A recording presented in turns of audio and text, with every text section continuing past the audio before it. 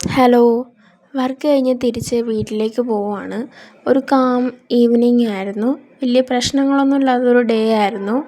So bus ഇറങ്ങി. എനിക്കൊരു 15 minutes ഉണ്ട് ആക്ച്വലി വീട്ടിലേക്ക് നടക്കാനുള്ള ദൂരം. സോ നടന്നാണ് ഞാൻ ഡെയിലി പോണതും.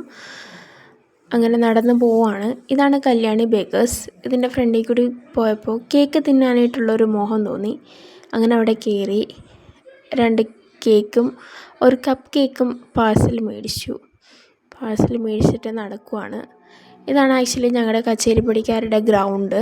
ഇവിടെ ആക്ച്വലി ചെറിയ ചെറിയ ടൂർണമെൻറ്റ്സും കാര്യങ്ങളൊക്കെ നടക്കാറുണ്ട്. അതുകൂടാതെ പിള്ളേർ കളിക്കാനും മറ്റും ഇവിടെ വരാറുണ്ട്. Cricket, football. പിള്ളേർ മാത്രമല്ല, വലിയ വലിയ ചേട്ടന്മാരും വരാറുണ്ട് അവിടെ.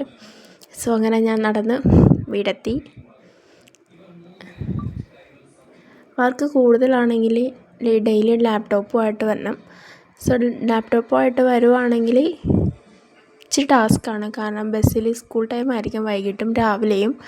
സോ ലാപ്ടോപ്പും ചുമന്നുകൊണ്ട് ബസ്സിൽ കയറുക, ചിലപ്പോൾ സീറ്റ് കിട്ടത്തില്ല. അപ്പോൾ ഈ ബാഗുമായിട്ട് നിൽക്കുക എന്നുള്ളത് ഇച്ചിരി ടാസ്ക്കുള്ള കാര്യമാണ്. അതെനിക്കിഷ്ടമല്ല.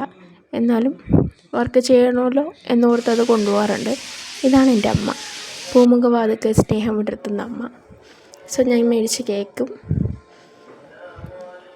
വൈകിട്ടത്തെ സമയം ഏഷ്യാനെറ്റിൽ സീരിയൽ, പിന്നെ നല്ല ചൂട് കട്ടൻ ചായ. കേക്ക് കൊള്ളായിരുന്നു, നല്ല കേക്കായിരുന്നു. കപ്പ് കേക്കും കൊള്ളായിരുന്നു. മറ്റേത് മാർബിൾ കേക്കാണ് ആക്ച്വലി. സോ അങ്ങനെ ചായയൊക്കെ കുടിച്ച് ഞാൻ അപ്പോൾ അത്രേ ഉള്ളൂ. Tata bye bye.